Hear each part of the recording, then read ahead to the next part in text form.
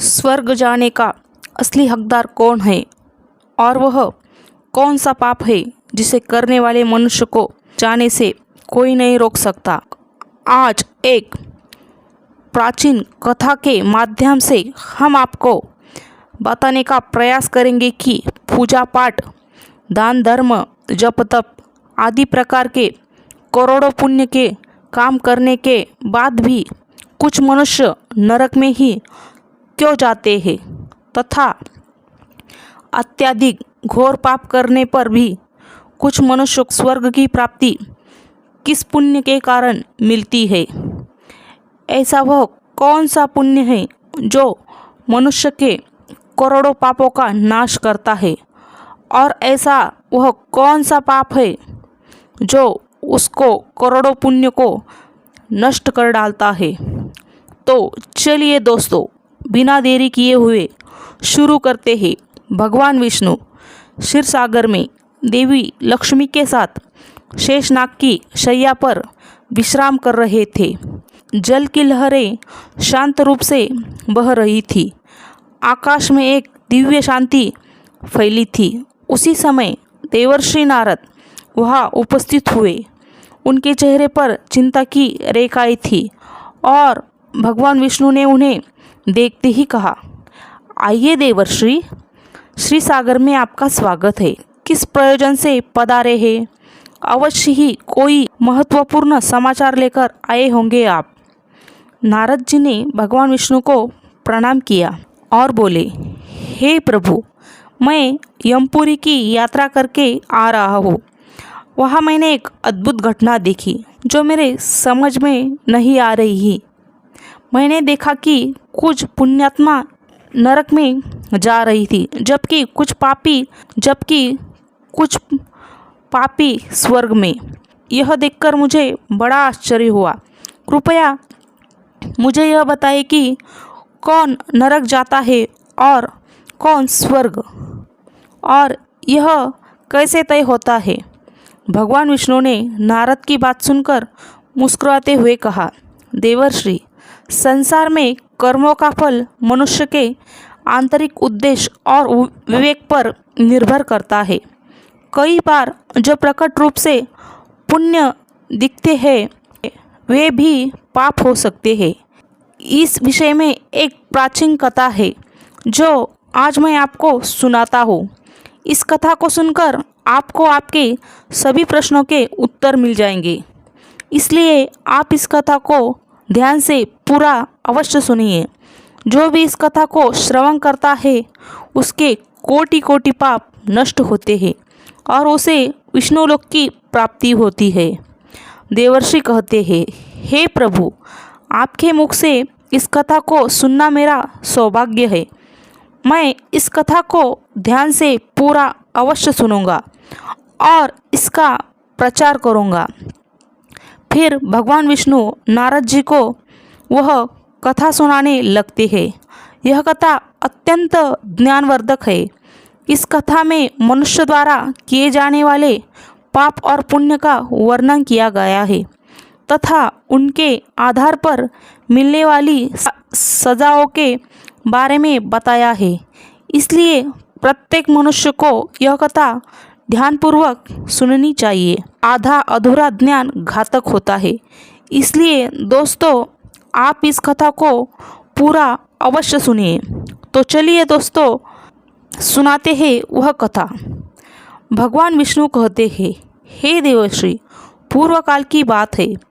मध्य देश के एक नगर में एक ही समय पर 5 मनुष्यों की मृत्यु हो जाती है और वे सभी मृत्यु के पश्चात यमलोक में पहुंच जाते हैं। यमलोक पहुंचने पर वहां का दृश्य देखकर वे सभी भयभीत हो जाते हैं। उनका अंग अंग कांपने लगता है। यमलोक में विशाल काय आकार वाले यमराज सुवर्ण से बने सिंहासन पर विराजमान होते हैं। उनके पास चित्रगुप्त बैठे होते हैं जिनके पास सभी प्राणियों का लेखा जोखा रखा हुआ है। यम के दूत प्राणियों को आगे ढकेल रहे होते हैं। कुछ मनुष्य जोर जोर से विलाप कर रहे होते हैं तो कुछ मनुष्य अत्यंत प्रसन्न होकर चल रहे होते हैं। स्वर्ग के द्वार से सुंदर प्रकाश दिखाई पड़ रहा होता है, तो वही नरक के द्वार से धगधगती हुई अग्नि की ज्वाला एवं दिखाई पड़ रही थी। इस भयानक दृश्य को देखकर वे पांचों एक दूसरे से बात करने लगते हैं और अपने अपने पाप के विषय में चर्चा कर रहे होते हैं।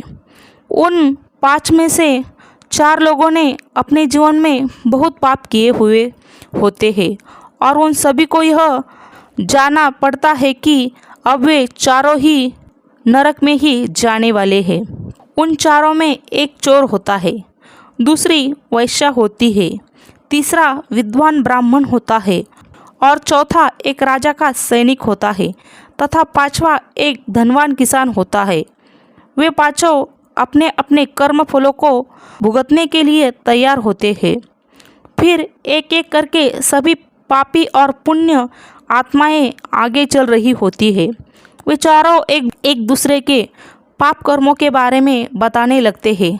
सबसे पहले वह चोर बोलने लगता है। उसकी आवाज़ काँप रही थी, उसके चेहरे पर गहरा पछतावा था। उसने गहरी सांस लेते हुए कहा, भाइयों, मेरा नाम हरिदास है। मैं जानता हूँ कि मैंने जीवन भर में बहुत पाप किए हैं। मैंने दूसरों का धन चुराया है, उन्हें तकलीफ दी है और कभी कभी उनका जीवन भी बर्बाद किया है। मैं जानता था कि जो मैं कर रहा हूँ वह गलत है, लेकिन मेरे पास कोई विकल्प नहीं था। परिवार भूखा था, मेरे पास कोई काम नहीं था और हर कोई मुझे दुत्कार रहा था। मैंने चोरी से जो धन पाया उसमें मैंने अपने परिवार का पेट भरा, पर अब मुझे इस बात का पछतावा है कि मैंने कितने लोगों को दुख पहुंचाया है। अब यमराज मुझे दंड देंगे। मुझे डर है कि मुझे नरक की यातनाएं झेलनी पड़ेंगी। यह कहते हुए हरिदास की आंखों में आंसू बहने लगे, उसकी आवाज़ थरथरा लगी और उसका चेहरा अपराध बोध से भर गया। इसके बाद कमलिनी, जो एक वैश्या थी, अपनी व्यथा व्यक्त करने लगी। उसकी आवाज़ में दर्द और ग्लानि थी। उसकी गहरी उदासी के साथ कह, मेरा नाम कमलिनी है। मैं जानती हूँ कि शास्त्रों के अनुसार जो स्त्री कई पुरुषों से संबंध बनाती है उसे नरक भेजा जाता है, लेकिन मैंने यह सब जानबूझकर नहीं किया। जब मैं छोटी थी, एक दुष्ट व्यक्ति ने मुझे ज़बरदस्ती उठाकर वैश्या बना दिया। मेरी इच्छा नहीं थी कि मैं यह जीवन जीऊँ। मैं चाहती थी कि मैं किसी सम्मानजनक जीवन में होती, लेकिन मेरे पास कोई रास्ता नहीं था। मैंने ना चाहते हुए भी वह सब सहा जो मेरे साथ हुआ। अब मुझे नहीं पता कि मेरे इन पापों का क्या होगा। मुझे यह भी नहीं पता है कि अगले जन्म में मुझे किस रूप में जन्म लेना पड़ेगा। मैं नरक जाने के लिए तैयार हूँ, क्योंकि मैंने जो कुछ किया है उसकी कोई माफ़ी नहीं हो सकती। कमलिनी की आंखों से आंसू बहने लगे। उसकी आत्मा में गहरा दर्द था, मानो वह अपने पूरे जीवन का भार अपने कंधों पर महसूस कर रही थी। उसकी आंखों में वह पीड़ा झलक रही थी जिसे उसने सालों तक छुपाए रखा था। फिर सूर्यकेतु, जो राजा का सैनिक था, उसने बोलना शुरू किया। उसकी आवाज़ भारी और उदास थी, मानो उसे अपने जीवन के पापों का एहसास हो रहा हो। उसने दुख भरे स्वर में कहा, भाई, मेरा नाम सूर्यकेतु है। हम चारों में सबसे बड़ा पापी तो मैं ही हूँ। मैंने बहुत बड़े पाप किए हैं। मैं राजा का सिपाही था, इसलिए मैं लोगों पर जोर जबरदस्ती करता था। मैंने कितने लोगों के प्राण लिए हैं, न जाने कितने मासूम लोगों को सताया है, न जाने कितने निर्दोष लोगों को मेरे हाथ से दंड मिला है। यमराज मुझे कभी क्षमा नहीं करेंगे और मैं निश्चित ही नरक में जाऊंगा। लेकिन मैंने यह सभी पाप जानबूझकर नहीं किए हैं। अपने प्राणों के भय से और परिवार के पालन पोषण के लिए मुझे यह पाप करने पड़े हैं। हमारा राजा जो कहता था उसका पालन हमें करना पड़ता था। राजा के विरुद्ध भला कोई साधारण मनुष्य कैसे जा सकता है। यह सभी पाप करते हुए मुझे अत्यंत दुख भी होता था और मैं जानता था कि यह पाप करने से मुझे नरक की ही प्राप्ति होगी। किंतु परिवार के मोहवश होकर मैंने यह काम किया है। लेकिन पाप तो पाप होता है, पाप करके पश्चाताप करने का क्या फ़ायदा। इसलिए मेरा नरक में जाना तो तय है। उसके बाद वह विद्वान पंडित बोलता है, भाई हम चारों में सबसे बड़ा पापी तो मैं ही हूँ। तुम लोगों ने जो पाप किए हैं वो जाने अनजाने में किए हैं, या किसी ने तुमसे जबरदस्ती करवाए हैं या मजबूरी में किए हैं। किंतु मैं तो विद्वान था, मैं सब सत्य असत्य जानता था, मुझे सच और झूठ ज्ञान था। लेकिन फिर भी मैंने धन के लोभवश यह पाप किए हैं। शास्त्र कहते हैं कि जो सब कुछ जानकर भी पाप करता है वह निश्चित ही नरक में गिरता है। मैंने अपने ज्ञान का दुरुपयोग किया है। मैंने अपने ज्ञान का उपयोग लोगों की सहायता के लिए नहीं बल्कि धन को कमाने के लिए किया है। मेरे घर की परिस्थिति अत्यंत गरीब थी। मेरा पिता भिक्षा मांगकर गुजारा करते थे, लेकिन मैंने अपने घर की गरीबी को दूर करने के लिए धन लेकर ज्ञान देने की चेष्टा की। शास्त्र कहते हैं, जो विद्वान ब्राह्मण अपने ज्ञान का दुरुपयोग करता है उसे निश्चित ही नरक में जाना पड़ता है। मैंने लोगों को ज्ञान देने के बदले में उनसे धन लिया है, कभी किसी को मुफ्त में ज्ञान नहीं दिया। इसलिए आप चारों में से सबसे बड़ा पापी तो मैं ही हूँ। मुझे ही नरक में जाना पड़ेगा। वाचस्पति के चेहरे पर पश्चाताप की गहरी लकीरें साफ दिखाई दे रही थी। उनकी आंखों में आंसू थे और उनका सिर शर्म से झुका हुआ था। वह अपनी आत्मा के बोझ से टूट चुका था। इन चारों की बात सुनकर महिपाल, जो एक घमंडी किसान था, हंसने लगा। उसके चेहरे पर घमंड और अहंकार साफ दिख रहा था। उसने ताने मारते हुए कहा, तुम चारों तो इतने बड़े पापी हो कि तुम लोगों को नरक में जाना ही पड़ेगा। तुम लोगों ने घोर पाप किए हैं, इसलिए यमराज तुम लोगों को कभी माफ़ नहीं करेंगे। यहाँ पर मौजूद मैं अकेला ही सबसे अधिक पुण्यवान हूँ। अपने जीवन में बहुत पूजा पाठ किया, ब्राह्मणों को दान दक्षिणा दी है। मैंने मृत्यु के पूर्व गाय का दान भी किया है और अब मेरे सभी पुत्र पौत्र मेरी आत्मा की मुक्ति के लिए बड़े कार्यक्रम का आयोजन कर रहे हैं। वो मेरे लिए श्राद्ध दान तर्पण कर रहे हैं, यज्ञ कर रहे हैं। इसलिए मैं सबसे अधिक पुण्यवान हूँ। मेरी 3 पत्नियाँ और 10 पुत्र हैं। इतने लोग मेरी मुक्ति के लिए उपाय कर रहे हैं।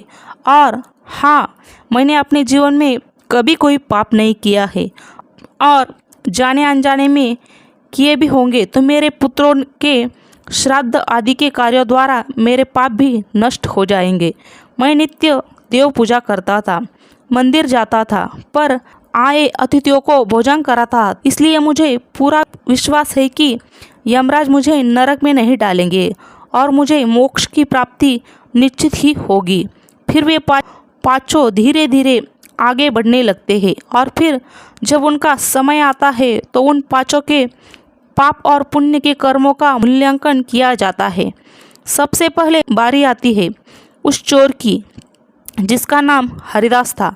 हरिदास का हिसाब किया गया। चित्रगुप्त ने उसके कर्मों का लेखा जोखा निकाला और यमराज ने उसका पाप पुण्य मूल्यांकन किया।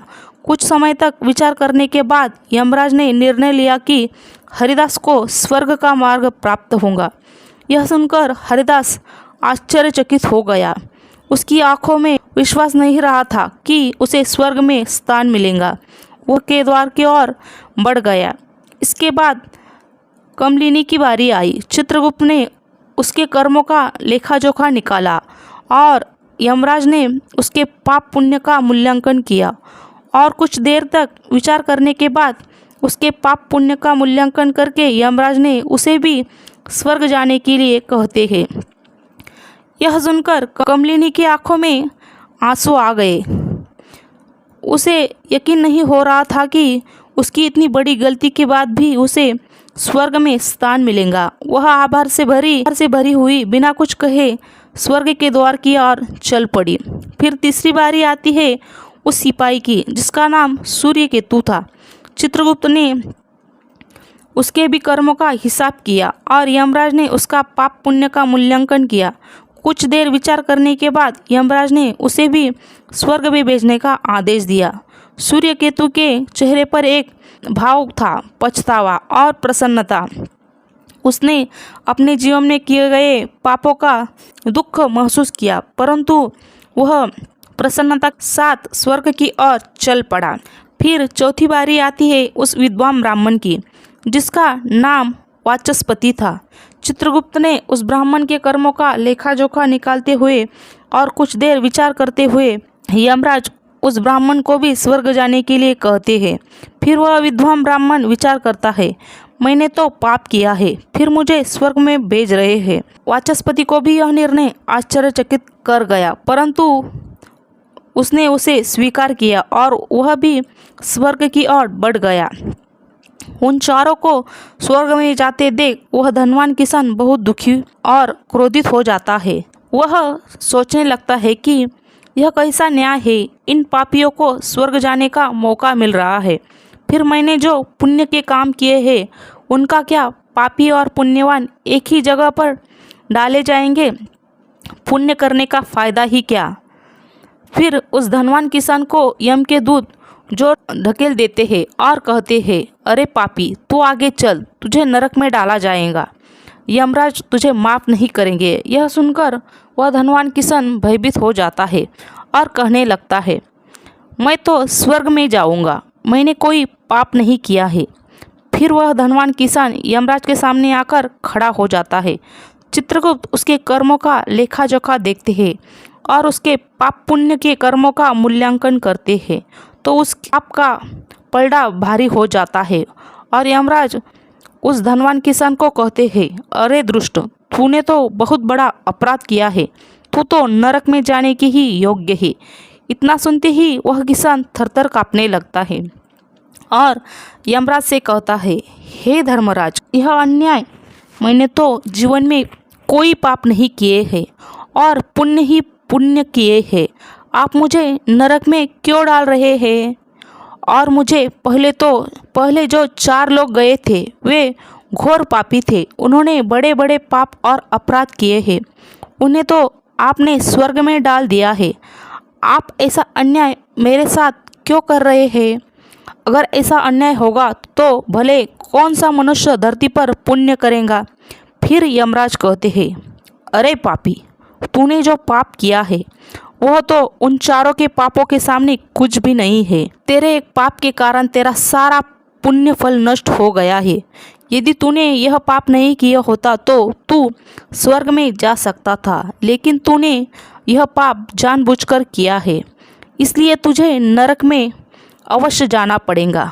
राजा ने कहा, हरिदास ने अपने जीवन में चोरी की थी, परंतु उसने कभी भी किसी गरीब या निर्दोष व्यक्ति के घर चोरी नहीं की। वह केवल उन लोगों के घर चोरी करता था जो अमीर और अहंकारी थे। उसने अपने द्वारा चुराए गए धन का अधिकांश हिस्सा गरीबों और भूखों को भोजन करने में खर्च किया। हरिदास का हृदय दयालु था और उसने अपने जीवन में कई भूखों को अन्न और पानी दिया है।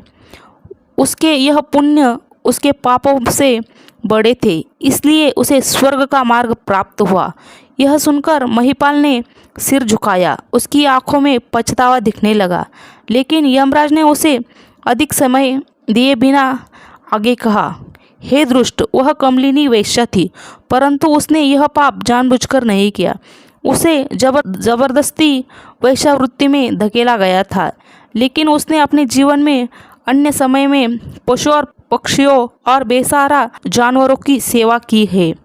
उसने हर रोज पक्षियों को दाना डाला और घायल जानवरों की और देखभाल की।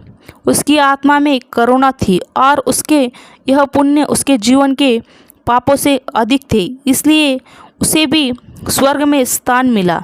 फिर यमराज ने कहा, उस सिपाही सूर्यकेतु ने अपने जीवन में अगतिक लोगों के प्राण लिए हैं, परंतु वह अपने राजा के आदेशों का पालन करता रहा था।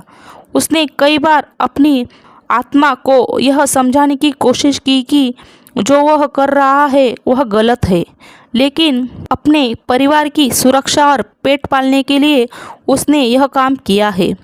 परंतु इसके बावजूद उसने कई बेसहारा लोगों की सहायता की है।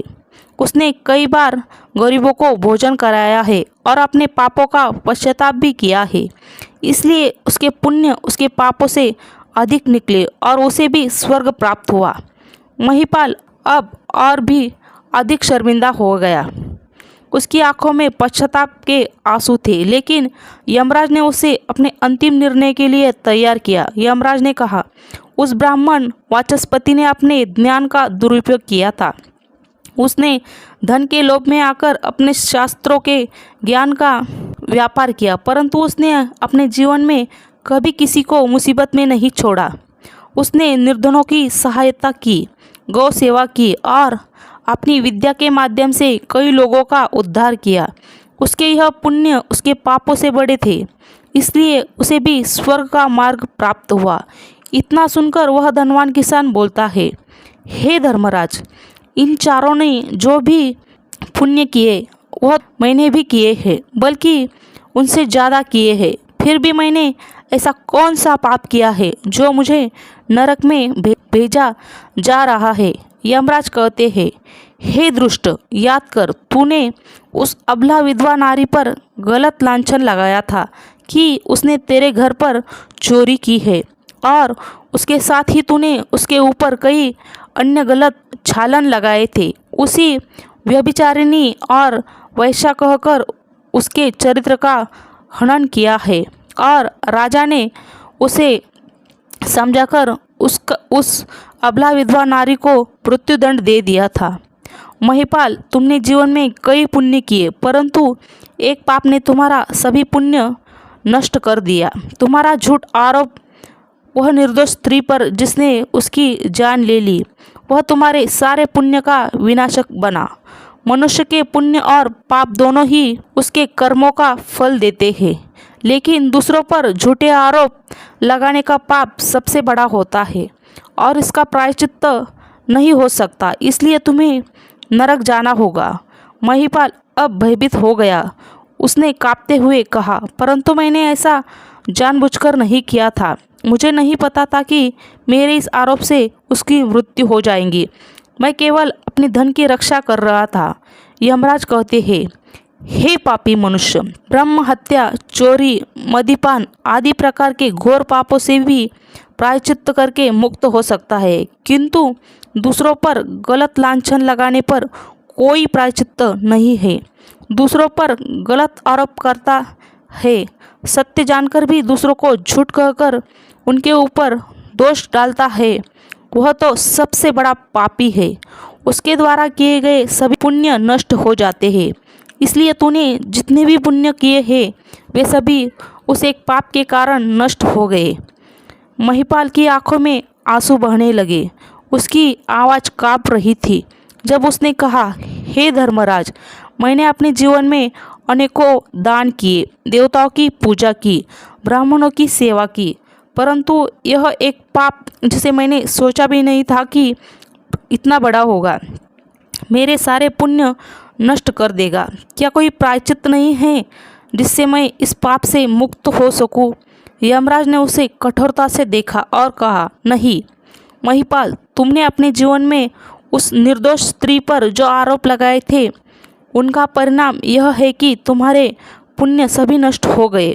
अब तुम्हें नरक की यातना का सामना करना पड़ेगा। फिर यमराज यमदूत को कहकर उस पापी किसान को नरक ले जाने के लिए कहते हैं। महिपाल यमराज के इस कठोर निर्णय से टूट चुका था। वह रोता बिलख यमदूत द्वारा नरक की ओर ले लगा। उसके मन में केवल पछतावा और ग्लानि थी। हे देवर्षि, इस प्रकार से चारों के पाप करके भी उन्हें स्वर्ग की प्राप्ति हुई, किंतु उस किसान ने जघन्य अपराध किया है। किसी अबला स्त्री पर गलत लांछन करके उसका चरित्र हनन किया है। एक स्त्री सदा ही पूजनीय है। जो भी पुरुष स्त्री पर गलत आरोप करता है उसे महापाप लगता है। कभी किसी स्त्री की दुर्बलता का फायदा नहीं उठाना चाहिए। पराई स्त्री को सदैव ही माता समझना चाहिए। जो पराई स्त्रियों पर गलत दृष्टि डालता है उसे पाप ही लगता है।